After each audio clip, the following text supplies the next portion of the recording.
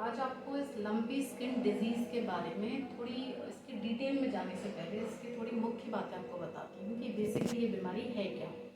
Lumpy skin disease एक viral बीमारी है, वायरल इन्फेक्शन है जो कि फैलता कैसे है, इसके लिए एक वेक्टर काम करता है एक पशु से दूसरे पशुओं को उसे ले जाने के लिए। वेक्टर में वो लोग आते हैं या वो चीज़ें आती हैं जो कि पशुओं के ब्लड पे फीड करती हैं, जिसमें मच्छर हो गया, मक्खी हो गई, या फिर किसी भी तरीके के टिक्स हो गए, माइट्स हो गए, तो वो एक इन्फेक्टेड पशु से जिसको ऑलरेडी लंपी स्किन डिजीज है उसके रक्त पे फीड करते हैं और फिर उसको एक फ्रेश एनिमल जो फिर एक हेल्दी एनिमल है उसके ब्लड तक लेके जाते हैं, फिर उसमें इन्फेक्शन करते हैं। ये इन्फेक्शन जैसे 4 दिन से लेके 14 दिन तक ये होने के बाद अपने क्लिनिकल सिम्टम्स देता है। अगर आपके पशु में इन्फेक्शन है तो आपको 4 दिन से 14 दिन तक का टाइम लगता है आपको खुद पता चलने में कि हाँ ये बीमारी आपके पशु में आ गई है। सबसे पहली स्टेज जो होती है, जो आपको पता चलना शुरू होता है कि लंपी स्किन डिजीज हो चुकी है, उसमें बहुत क्लियर सिम्टम्स दिखते हैं पशुओं की स्किन पे, तभी इसको लंपी स्किन डिजीज बोलते हैं। लंपी से जैसे कि आपको शब्द से पता चलता है लम्प्स, तो लम्प्स में क्या होता है कि गांठें बनती हैं पशुओं के शरीर में। अब वो गांठें या तो फिर गर्दन के आसपास जहाँ पे भी ब्लड सप्लाई या फिर सर्कुलेशन ज़्यादा है, ब्रिस्केट रीजन में, या फिर कई बार होल बॉडी में ये लम्प्स मिलते हैं आपको, तो इसको लंपी स्किन डिजीज बोलते हैं, जिसमें गांठें बनती हैं और जब ये हायर साइड पे जाती हैं तो गांठें टाइम के बाद मोटी होगी और इसके अंदर पानी का स्राव होता है और फिर वो फूटनी शुरू करती हैं। तो इसमें जो आपको उसके बाद मिलेगा कि आपका जो वायरल है, क्योंकि तो सेकेंडरी इन्फेक्शंस इसमें ज़्यादा बढ़ जाते हैं, तो पशुओं में टेम्परेचर हाई रहता है जो कि यूजुअली अप टू 105 106 तक चले जाता है। इसके बाद हाई टेम्परेचर की वजह से आपका जो पशु है वो चारा पकड़ना छोड़ देता है, बिल्कुल चारे से ऑफ फीड हो जाता है। और उसके बाद ये धीरे धीरे करके जो डेयरी लैक्टेटिंग एनिमल्स हैं उनमें ज़्यादा सीवियर हार्म करती हैं कि वो पशु का जो दूध है वो बहुत एक सडन आपको उसमें ड्रॉप देखने को मिलेगा।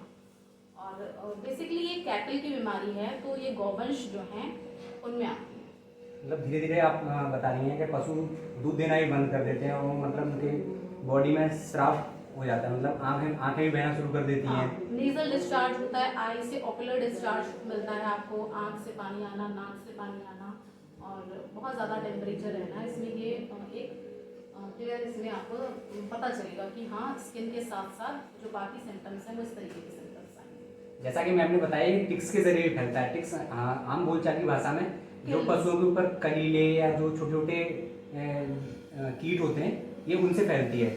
मैम इसके लिए किसान किस तरीके से बचाव कर सकते हैं? देखिए, बचाव में सबसे पहले जो बेसिक आपको इसमें एक उपाय करना है वो ये है कि आप जहाँ पे अपने पशुओं को बांधते हैं वहाँ पे कोशिश करिए कि वहाँ पे जो ये मच्छर हैं, एटलीस्ट आप मच्छरों का और इस तरीके के जो कलीले हैं और जो पिस्म हैं इनका तो आप रोकथाम कर ही सकते हैं।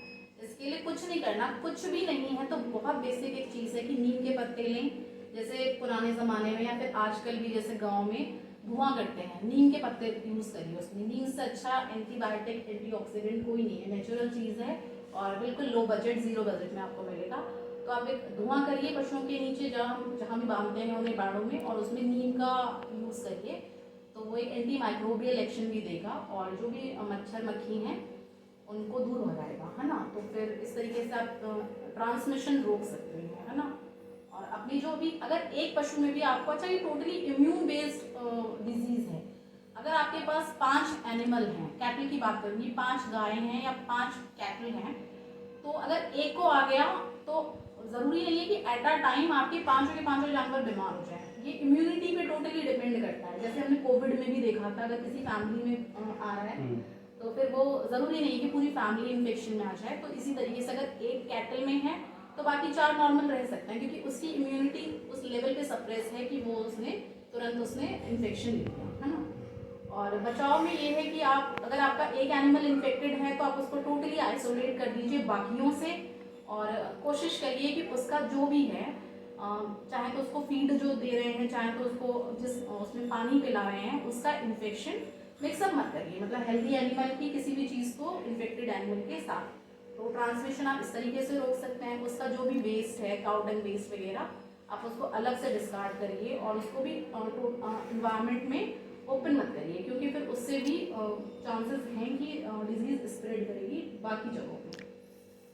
अच्छा मैम, प्रशासनिक स्तर पर किस तरीके की तैयारियां चल रही हैं इस बीमारी को लेकर? प्रशासनिक स्तर पे बहुत लार्ज लेवल पे अवेयरनेस प्रोग्राम चलाए जा रहे हैं, जिसमें पशुपालन विभाग और अन्य विभाग टोटली, जैसे ये जो ग्राम पंचायत विभाग होता है और भी विभाग सब मिलके अवेयरनेस क्रिएट कर रहे हैं लोगों में, ताकि लोगों को पता चले कि बीमारी है क्या और इससे पशुओं को बचाया कैसे जा सके।